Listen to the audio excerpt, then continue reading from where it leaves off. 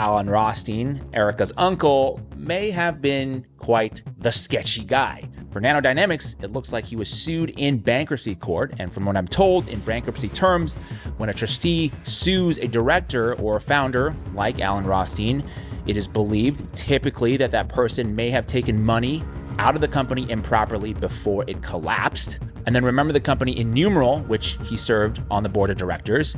That was apparently a penny stock that traded on the OTC markets before also going bankrupt. It took a while, but now the claims Candace Owens has been throwing out about Erika's unclear past are starting to click for some people. New reports are raising eyebrows, suggesting that the reason no one can easily trace Erika's family background might not be random at all. Okay, this is wild. The woman you see on your left is obviously Erika Kirk.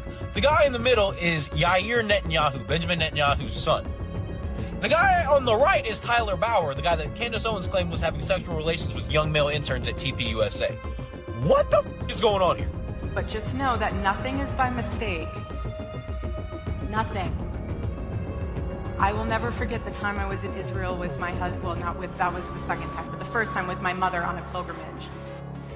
And I was standing in the ticket line, and I remember looking behind me, and in the snake of the ticket line was a guy who looked very familiar. I had no idea who he was. It could have been set up that way on purpose. All the sudden media spins and PR moves around her. Some believe it's meant to distract from bigger questions, including rumors about powerful family ties and a carefully shaped identity that kept her under the radar for years. Candace has made plenty of statements about Erika, and many critics, especially in TPUSA circles, have pushed back hard, saying it goes too far against someone dealing with loss. Still, people can't ignore what they see. Erika's way of grieving has stood out, with some pointing out how quickly attention shifted toward merchandise and public moments that turned Charlie's passing into something massive and widely publicized.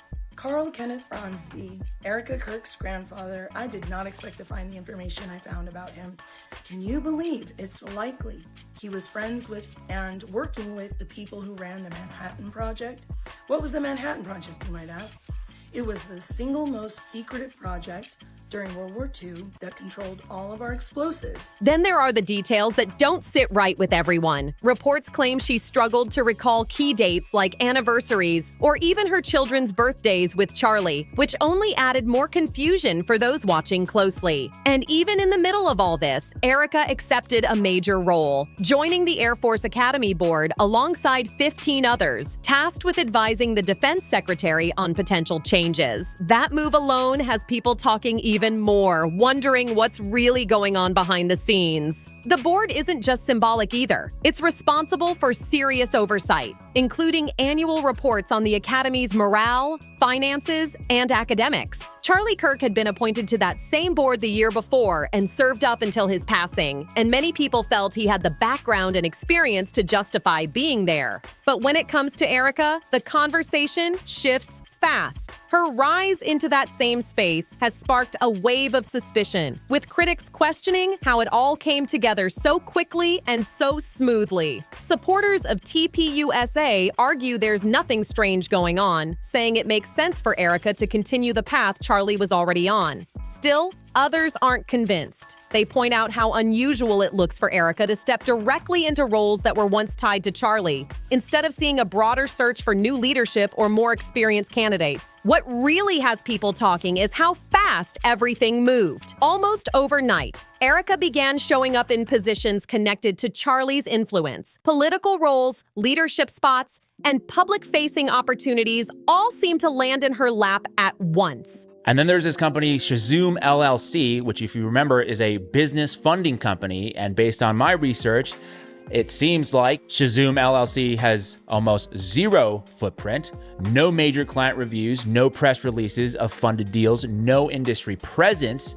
And for a quote-unquote business funding company to have no track record of funding businesses suggests it might be just a shell company, a vehicle used to move money around rather than conducting actual commerce. At the same time, she continues to lean heavily on Charlie's name, using that connection to strengthen her image and boost her credibility in the public eye. The media keeps framing Erika as someone with no real political background, and that's where a lot of the questions begin. Her past as a pageant winner and clothing brand owner doesn't exactly scream high-level political influence or national leadership. So people are asking straight up, how does someone go from everyday home life to advising the Secretary of Defense? That question keeps getting louder. What exactly are her qualifications? According to Candace, this rapid climb isn't about achievements at all. It's about connections. She claims Erika's rise is tied directly to who she's linked to, especially being Charlie's wife, and that his tragic passing created the exact moment needed to push her into the spotlight like it was all part of a bigger plan. Candace has also pointed out that Erika does have some military connections through her parents, Lori and Kent Fran Fee, but that's only scratching the surface.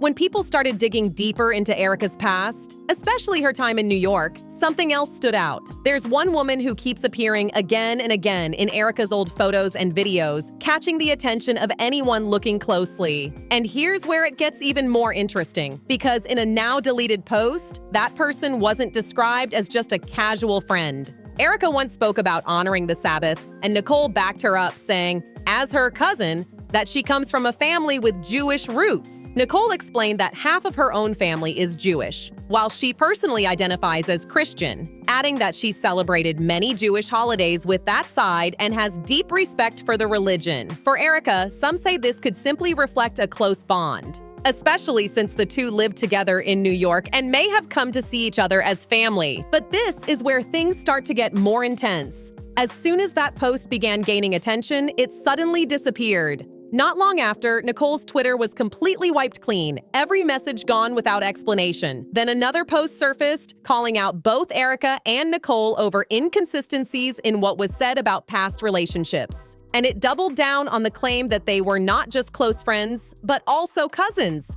And it doesn't stop there. In another older post, Erika tagged Alan Rothschild, referring to him as her uncle and praising his strength and resilience. Alan is also known as Nicole's father, which only adds more layers to the story. With Nicole calling Erika her cousin and Erika pointing to Alan as family, people are left questioning how all these connections fit together and why this side of her background hasn't been clearly explained. Candace pointed to a series of legal cases involving Alan Rothschild, and the details raised serious questions. Do then learn via Jeffrey Epstein's emails the president of the Corcoran Group is actually Linda Rothschild, and Jeffrey Epstein is working directly for the Rothschilds. He himself is saying that Corcoran Real Estate Group is all over his emails, okay? It says it right there. Someone read a background on Linda Rothschild. It has all of her different names that she uses and also has her listed as the president of the Corcoran Group. What was Erika doing for the Corcoran Group? Who got her that job? Who recalls sitting with Erika for her real estate license? Do you do it online? I don't know. I'm ignorant about real estate license. I will say that. But I do know that there is a general understanding that if you want to move money, real estate is a very good way to do that. It's rather strange then that Rothstein shares family ties to another family, another prominent Jewish family that has been the center of many theories for hundreds of years and has been involved in everything from currency manipulation to economic crashes and to assassinations and everything in between. And that family would be the Rothschilds. Indeed, I was rather surprised to see that the two families are related, and pretty directly, because all I had to do was scroll over to the side and boom, there it was. According to those filings, he was brought into a company as a consultant, but was later accused of selling sensitive company information to outside businesses while still collecting payments from the original firm. The situation reportedly led to major financial losses and even pushed the company toward bankruptcy, painting a picture of someone deeply involved in complex money dealings. His name has also been linked to multiple businesses, including real estate ventures and what some describe as shell companies. These entities often show very little public information. No clear online presence, no visible staff, and no obvious products or services tied to them. To outside observers, they appear to exist quietly without much transparency, which naturally raises eyebrows. Now, it's important to be clear, shell companies themselves are not illegal, but people often point out how they can be used to move money in ways that are harder to track, which adds another layer of concern when looking at these connections. And the story doesn't stop with just one person. The Rothstein name has appeared in various parts of American history, with figures like Arnold Rothstein often mentioned as a well-known example, which only fuels more discussion around the broader family background and its past. Some claims go even further, suggesting the family has been linked to major events like financial scandals and controversial power plays over the years. There are also mentions of distant connections between the Rothstein name and other well-known families, which has only added more speculation and online chatter. From there, some commentators try to connect those dots directly to Erika, arguing that her alleged ties could explain how she moved so quickly through certain circles and gained recognition without the usual long path others take. According to Candace, this idea is used to question how Erika was able to step into influential spaces and be accepted almost instantly without building a traditional track record first. Others also point to how Erika has publicly spoken about Charlie's views, with critics claiming she may be presenting them differently than how he expressed them toward the end of his life. That alone has sparked debates among observers who followed his statements closely. But one of the biggest talking points comes from Erika's past in the pageant world after winning Miss Arizona. Some have noted overlaps between those social circles and other high-profile networks that have faced serious scrutiny, which has only intensified curiosity about how all these connections might intersect. One of the main ways people were reportedly moved around in those circles was through modeling agencies. Back in 2014, Erika started posting about working as a casting recruiter, and around that same time, she became connected with Next Model Management. Now here's where things get more intense. Epstein and Faith Evans, who previously led Next Model Management, were known to have a close working relationship, and reports have claimed the agency was used to bring Eastern European women into the United States. It's also been said that Epstein would attend meetings with Faith Evans and the models involved, and according to insiders, Erika Kirk was present in some of those same meetings. That detail has led many to question how much she may have known at the time,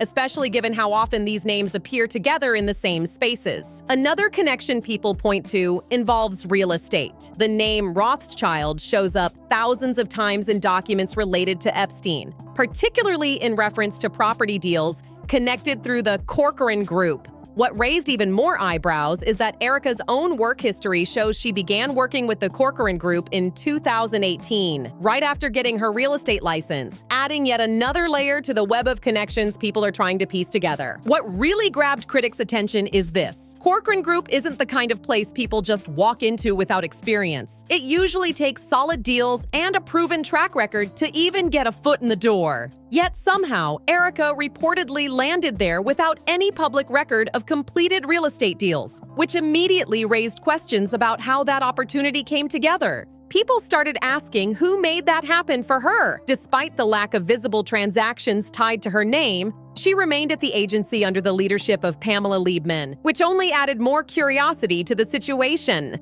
For many watching closely, it didn't follow the usual pattern expected in that industry. Then another layer came into focus. Pamela is listed as the CEO of a separate group, but some claims tied to Epstein-related documents suggest she may not have been the true decision-maker, pointing instead to Lynn Forrester, also known as Lindy Rothschild, as a key figure behind the scenes. That connection has fueled even more speculation about how all these names might overlap. Because of this, Candace has argued that Erika's role at Corcoran may not have been about traditional real estate work at all. Instead, she suggests it could have been tied to financial movement between high-profile individuals, including Epstein and families like the Rothsteins and Rothschilds, claims that have sparked intense debate and drawn even more eyes to Erika's timeline and connections. While Pamela is listed as the CEO of the Corcoran Group, some reports tied to Epstein-related files suggest she may not have been the one truly calling the shots. Instead,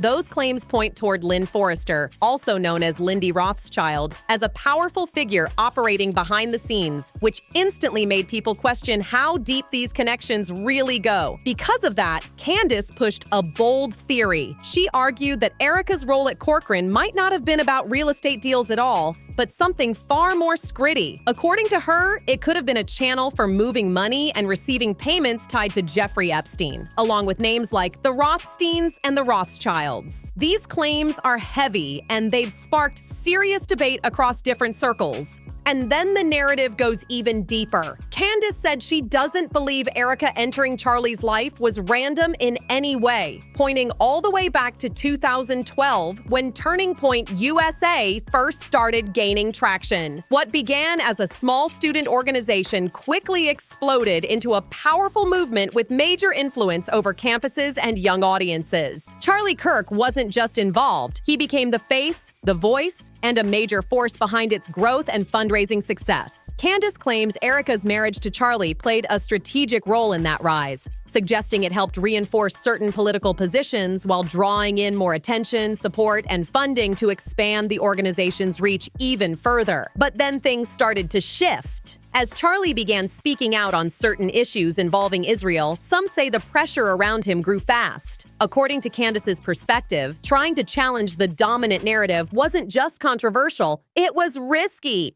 And with Erika already so close to him, critics argue that his sudden absence raised even more questions about who benefits when the spotlight changes like that. From there, the narrative gets even more intense. Some believe Charlie's legacy was quickly shaped into something bigger, with Erika stepping forward and convincing supporters that he left behind a clear path for her to follow. That move helped her secure influence fast, keeping control of his message and the direction of everything he built. Now, more people are starting to question what they're seeing. Critics say it's becoming harder to ignore patterns in Erika's actions. And the deeper people look into her past, the more connections they think they're uncovering. Whether that leads to real answers or just more speculation, one thing is clear. The conversation isn't slowing down anytime soon. Do you think there's more to uncover about Erika's background? Drop your thoughts in the comments and make sure to like and subscribe.